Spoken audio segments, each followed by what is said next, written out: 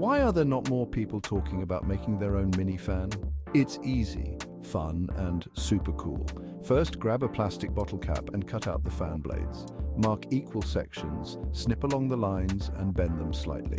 Alternatively, use a pre-made fan blade. Next, glue the center of the cap or blade to the shaft of your mini DC motor. Make sure it's centered for a smooth spin.